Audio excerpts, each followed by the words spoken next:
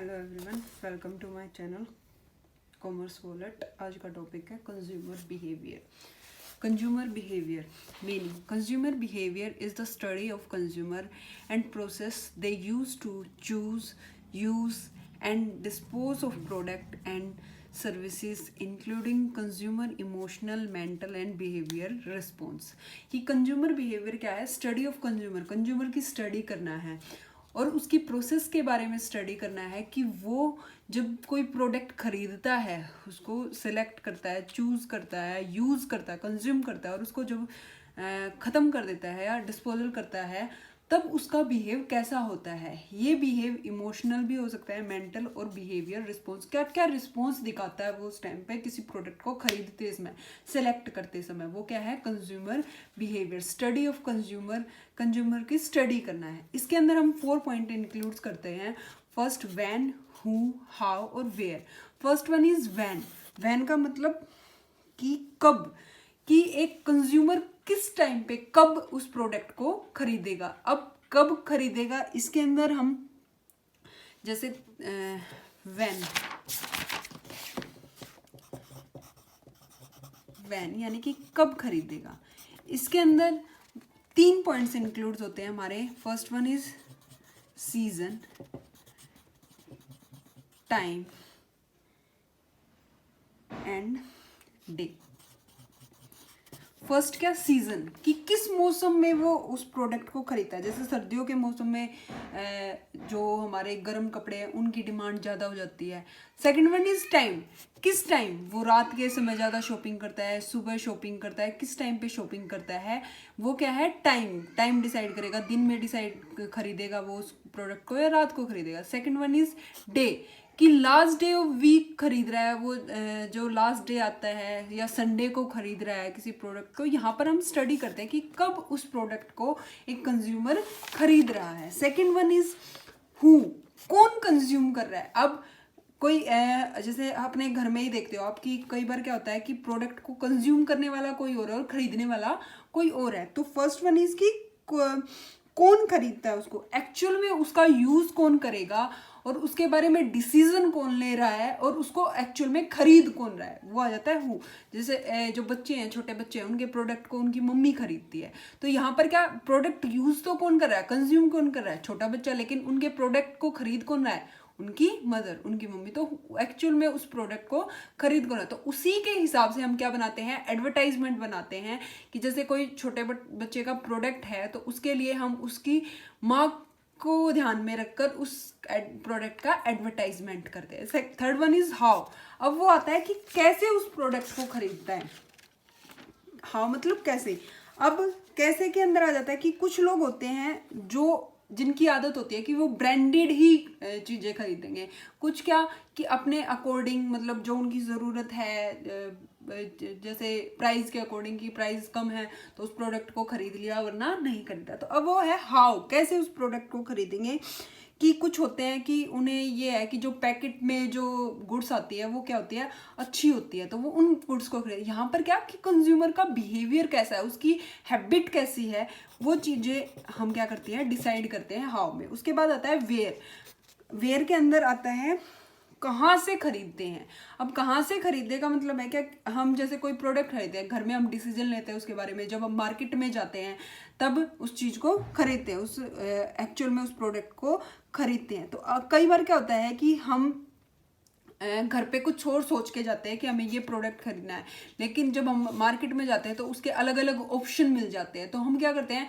उसके अकॉर्डिंग हम उस प्रोडक्ट को खरीद लेंगे। तो वेयर, कि यहाँ पर एक्चुअल में हम घर पे बैठ के सोच रहे हैं, लेकिन जब हम उस प्रोडक्ट को लेने जाते हैं, वेयर जहाँ पर लेने जाते हैं वहाँ पर वो प्रोडक्ट कैसा अवेलेबल है और उसके हिसाब से हम क्या कर देते हैं? उस प्रोडक्ट को खरीदते हैं। उसके बाद आता है theories of buying behaviour. Buying behaviour की थ्योरीज, इसके अंदर हमारे 3 टाइप्स ऑफ थ्योरीज है। First one is inherent versus learned motive. Second one is emotional versus rational motives.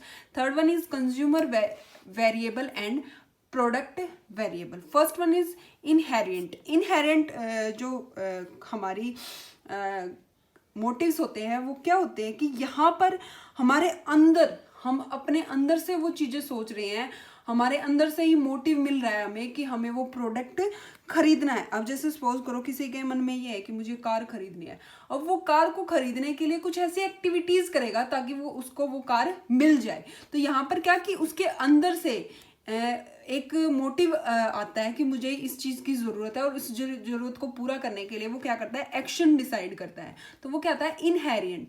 Second आता है इसके वर्सेस है लर्न मोटिव। लर्न मोटिव के अंदर क्या होता है कि यहाँ पर जो कंज्यूमर होता है या जो कोई भी व्यक्ति होता है वो सीख के उस चीज़ों को खरीदता है। सीखने का मतलब क्या है कि जैसे कोई छोटा बच्चा है वो रो रहा है, तो हम ये सोचते हैं कि हाँ भाई इसे भूख लगी है, उसको हम दूध पिला देते हैं। लेकिन बच्चे को तो ये नहीं पता ना कि रोने से दूध मिलेगा, लेकिन जब वो बार बार ये चीज़ देखता है कि मैं रो रहा हूँ तो मुझे दूध मिल रहा है, तो उसको ये पता चल जाता है कि रोने से हमें क्या मिल रहा है, हमारी भूख मिट रही है, हमें दूध मिल रहा है। तो वो क्या है, लर्न। यहाँ पर बच्चा सीखता है, सीख के उसके अकॉर्डिंग ही वो प्रोडक्ट को खरीदता है। Second one is emotional versus rational motive.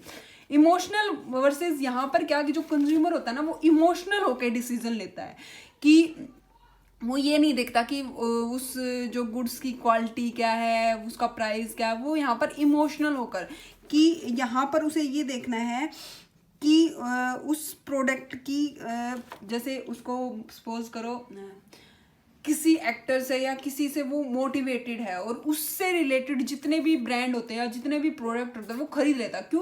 क्योंकि उस एक्टर से वो रिलेटेड है, वो इमोशनली रिलेटेड है, चाहे उस प्रोडक्ट का उसे यूज हो या नहीं हो, लेकिन वो उस प्रोडक्ट को खरीद रहा है। यहाँ पर क्या, वो इमोशनल होकर डिसीजन ले रहा है। Second one is rational motive. Rational motive में क्या, वो सोच समझ के डिसीजन ले रहा है उस प्रोडक्ट के बारे में, उसकी क्वालिटी क्या है, वो कितने रुपए का है, क्या प्राइस है, उसकी गारंटी क्या है, ये सब चीजें वो क्या सोच विचार करके उस प्रोडक्ट को खरीद रहा है। वो क्या है, rational motive. Third one is consumer variable and product variable. Consumer variable क्या कि यहाँ पर कंज्यूमर अपने अकॉर्डिंग प्रोडक्ट को खरीदता है, उसको किस टाइप के प्रोडक्ट की जरूरत है, वो ये नहीं देखता कि प्रोडक्ट कैसा है, उसका बिहेवियर कैसा है, वो किस चीज के बारे में, उसको एक्चुअल में क्या क्वालिटी चाहिए, क्या उसकी इमेज है, क्या उसकी हैबिट है, उसके अकॉर्डिंग वो अपने प्रोडक्ट को खरीदेगा। Next one is product variable. Product variable क्या कि यहाँ पर वो प्रोडक्ट को ध्यान में रखकर उस प्रोडक्ट को क्या कर रहा है, खरीद रहा है कि उस प्रोडक्ट को के क्या क्या यूज है, क्या क्वालिटी है, उसके ध्यान में रखकर वो उस प्रोडक्ट को खरीद रहा है। कंज्यूमर वेरिएबल में वो अपनी आदतों से, हैबिट से खरीद रहा है कि हाँ उसे ब्रांडेड चीज़ें चाहिए तो वो उस प्रोडक्ट को खरीदेगा, चाहे वो प्रोडक्ट कम वैल्यू पर भी हमें मिल रहा हो।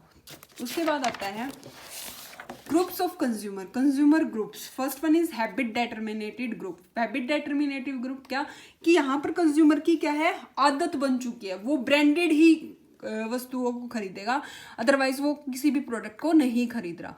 उसके बाद आता है कॉग्निटिव ग्रुप। कॉग्निटिव ग्रुप में क्या आता है कि यहाँ पर जो कंज्यूमर होता है वो किसी एक पॉइंट से इफेक्टेड होता है। जैसे वो क्या करता है कि कोई भी प्रोडक्ट है उसके बारे में सपोज करो वो प्राइस को देखता है, प्राइस को देख के वो क्या कर रहा है, उस प्रोडक्ट को खरीद रहा है।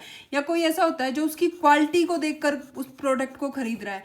तो ये सारी चीजें क्या है कि वो किसी एक पर्टिकुलर पॉइंट से इफेक्टेड है कि हाँ उसे कोई प्रोडक्ट खरीदना तो उसके प्राइस को देखकर ही खरीदेगा या उसकी क्वालिटी को देखकर ही खरीदेगा। वो एक पॉइंट पर वहाँ पर सेटिस्फाई है कि हाँ मुझे इस प्रोडक्ट को पूरा होने पर, इस क्वालिटी का पूरा होने पर वो उस प्रोडक्ट को खरीदेगा। Next one is emotional reactor group. Emotional reactor group क्या होते हैं कि ये क्या होते हैं, ये जो इमेज बनी होती है, जैसे वही कि किसी एक्टर से वो इंस्पायर है या किसी व्यक्ति से इंस्पायर है, तो वो व्यक्ति अगर ब्रांडेड वस्तुएं खरीदता है तो वो भी उसी ब्रांडेड की वस्तुएं खरीदेगा। उसके बाद न्यू ग्रुप। यहाँ पर ये ग्रुप क्या है, ना तो ये इमोशनली रिलेटेड है, ना वो कॉग्निटिव है, ना वो हैबिट्स है।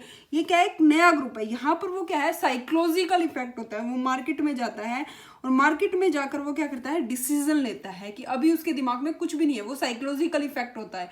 वो साइकोलॉजिकल इफेक्ट हैबिट से भी हो सकता है, कॉग्निटिव से भी हो सकता है और इमोशनल भी हो सकता है। उसके बाद आता है इम्पल्सिव ग्रुप। इम्पल्सिव ग्रुप क्या होता है कि यहाँ पर वो उसकी जो फिजिकल क्वांटिटी है ना, फिजिकल वे में जो प्रोडक्ट है उसके बारे में देखता है कि उस प्रोडक्ट में क्या क्या क्वालिटी है, क्या उसका यूज़ है, उसके अकॉर्डिंग ही वो उस प्रोडक्ट को खरीदेगा ना। वो यहाँ पे ब्रांड देखता ना और कुछ, वो यहाँ पर बेसिकली उसकी क्वालिटीज़ को अकॉर्डिंग, मतलब फिजिकल प्रॉपर्टी क्या है उस प्रोडक्ट की, उसके अकॉर्डिंग वो उस प्रोडक्ट को खरीदेगा। तो ये क्या है, इम्पल्सिव ग्रुप। उसके बाद आता है factor effective buyer. Buyer behaviour को कौन कौन से फैक्टर इफेक्टिव करते हैं। First is psychological factor, economical factor.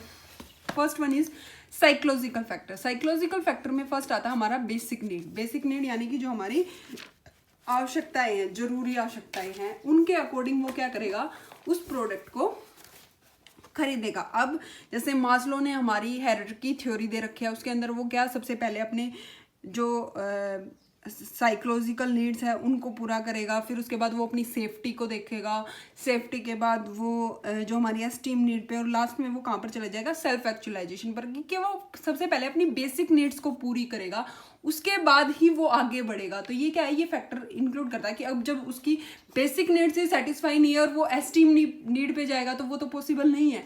तो यहाँ पर क्या, वो सबसे पहले अपनी बेसिक नीड्स को पूरा करेगा। उसके बाद आता है इमेज, कि उस कंज्यूमर की इमेज के अकॉर्डिंग वो क्या करेगा, बिहेव करता है। इमेज के अंदर हमारे आते हैं एक सेल्फ इमेज, एक प्रोडक्ट इमेज और एक ब्रांड इमेज। सेल्फ इमेज में क्या, कि उसने अपने दिमाग में सोच रखा है कि हाँ मुझे ये प्रोडक्ट चाहिए, ये इस प्रोडक्ट की मुझे ज़रूरत है। अब उसको ये नहीं पता कि वो प्रोडक्ट मार्केट में है या नहीं है, उसको ज़रूरत किस चीज़ की है, उसके अकॉर्डिंग वो क्या, उसने एक इमेज बना ली अपने दिमाग में। उसके बाद प्रोडक्ट इमेज। अब यहाँ पर वो क्या करेगा, प्रोडक्ट के बारे में देखेगा कि प्रोडक्ट में क्या क्या क्वालिटी है, क्या क्या चाहिए, ऐसा प्रोडक्ट होना चाहिए, इसके अकॉर्डिंग ही इस शेप में प्रोडक्ट होना चाहिए, तो मैं उस प्रोडक्ट को खरीदूंगा। उसके बाद ब्रांड इमेज, की उसको एक पर्टिकुलर ब्रांड चाहिए, कि इसी ब्रांड की ही वो क्या करेगा, उस गुड्स को खरीदेगा। उसके बाद आता है लर्निंग। लर्निंग के अंदर क्या आता है कि यहाँ पर एक जो कंज्यूमर होता है वो लर्न करके सीखता है। मतलब इसके अंदर जैसे सपोज करो उसकी कोई ज़रूरत है, उस ज़रूरत के हिसाब से, उस नीड्स के अकॉर्डिंग कोई प्रोडक्ट है। सपोज करो आपके दांत में दर्द है तो आप कुछ ऐसे ही प्रोडक्ट के नाम याद रहेंगे, एडवर्टाइजमेंट आता है तो वो सपोजली करो किसी कोलगेट का आता है, किसी भी टूथपेस्ट का, और वो क्या है, आपके दांत के दर्द के बारे में बता रहा है, तो आपको उस प्रोडक्ट के बारे में याद रहेगा। तो यहाँ पर क्या, कि जो कंज्यूमर की नीड है उस टाइम पे, उसके अकॉर्डिंग ही वो बिहेव करता है। वो ऐसे प्रोडक्ट देखेगा कि हाँ जो उसके उस दांत के दर्द को ठीक कर सके, वो नाम उसको याद रहेगा। तो ये क्या है, लर्निंग प्रोसेस से वो सीखता है जब उसको उस चीज़ की ज़रूरत होती है और उस प्रोडक्ट को यूज़ करता है। उसके बाद आता है इकोनॉमिक फैक्टर। इकोनॉमिक फैक्टर में आता है फर्स्ट इज फैमिली इनकम, कि फैमिली इनकम कितनी है, फैमिली के अंदर जितने मेंबर है वो सारे कमा रहे हैं, तो वो क्या अच्छा जीवन जिएंगे, स्टैंडर्ड ऑफ लिविंग इंक्रीज होगा। लेकिन कमाने वाला सिर्फ एक है और यूज़ करने वाले, कंज्यूम करने वाले बहुत सारे हैं, तो उसके अकॉर्डिंग भी हम अपने जो कंज्यूमर का बिहेवियर चेंज होगा। तब वो क्या करेगा, कम प्रोडक्ट खरीदेगा, चीप क्वालिटी के प्रोडक्ट खरीदेगा। लेकिन कमाने वाले सब हैं और कंज्यूम करने वाले भी सब है, तो वो क्या करेगा, उनका स्टैंडर्ड ऑफ लिविंग जो होगा वो हाई होगा, वो अच्छे क्वालिटी के गुड्स खरीदेंगे। Next one is income expectation, कि इन फ्यूचर में उसको इनकम मिलेगी, कि इन फ्यूचर में हमें ये पता चल जाए कि इन फ्यूचर में हमें 10,000 रुपये एक्स्ट्रा मिलेंगे, तो हम उसी के अकॉर्डिंग क्या करना शुरू कर देते हैं, बिहेव करना शुरू कर देते हैं, प्रोडक्ट को खरीदना शुरू कर देते हैं। उसके बाद आता है डिस्क्रेशनरी इनकम। डिस्क्रेशनरी इनकम क्या होती है, कि यहाँ पर जो कंज्यूमर होता है वो अपनी बेसिक नीड्स को पूरा करने के बाद, जब उसकी बेसिक नीड्स कंप्लीट हो जाती है, उसके बाद जो पार्ट बचता है उसको हम बोलते हैं डिस्क्रेशनरी इनकम, कि अब उसके पास इतने पैसे बच गए, अब इन पैसों को, इस इनकम को वो बचा भी सकता है और खर्च भी कर सकता है। तो ये क्या है, डिस्क्रेशनरी इनकम है, कि बेसिक नीड्स पूरा होने के बाद उनके पास कुछ पैसे बच जाते हैं, उस पैसे को वो इन सेव भी कर सकते हैं और खर्च भी कर सकते हैं।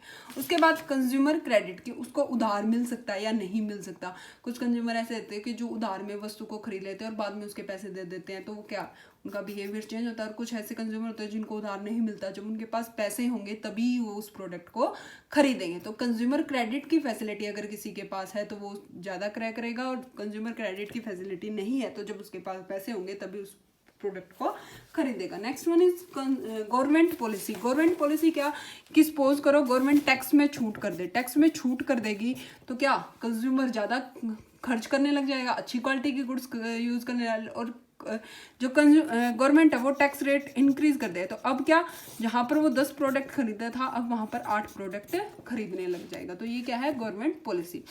उसके बाद आता है buying behaviour of Indian consumer.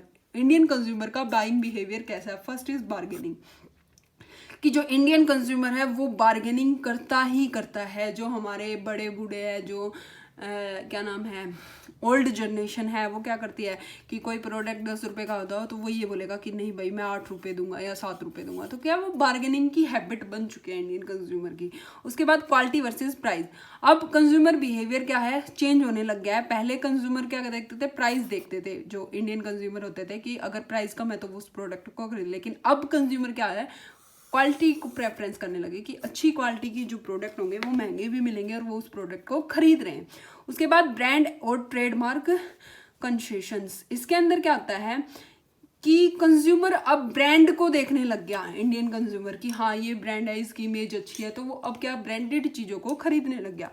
Changing consumption pattern, जो कंजप्शन पैटर्न है वो चेंज हो गया। इसके अंदर क्या आएगा, चेंजिंग कंजम्पशन पैटर्न के अंदर कि अब वो क्या करने लग गया कि जो भी हमारी लग्जरी गुड्स थी उनको खरीदने लग गया, जैसे फ्रीज, टीवी, कंप्यूटर, इन सब चीज़ों को वो एक बेसिक नीड की तरह यूज़ करने लग गया। उसका कंजप्शन पैटर्न चेंज हो गया। उसके बाद रोल ऑफ वुमेन, कि अब जो वुमेन है उनका रोल इंक्रीज होने लग गया प्रोडक्ट को खरीदने के लिए, कि अब जो औरतें हैं वो प्रोडक्ट्स को खरीदने लग गई अपनी फैमिली के लिए भी, अपने लिए भी।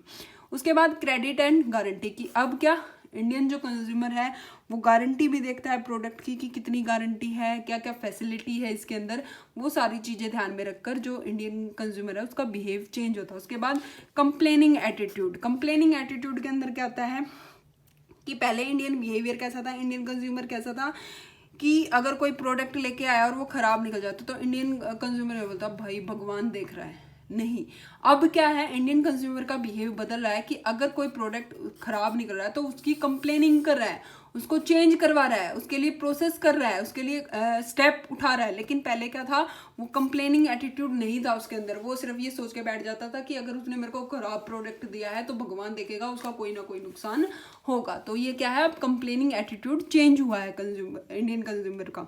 उसके बाद इंक्रीजिंग परचेज इन सबर्ब्स, के इंक्रीजिंग जितने भी हमारे ये मॉल्स वगैरह हैं, ये सब चीज़ें क्या हो रही है, गांव में भी खुले। अब लोग जो है मॉल्स की तरफ ज़्यादा झुक रहे हैं।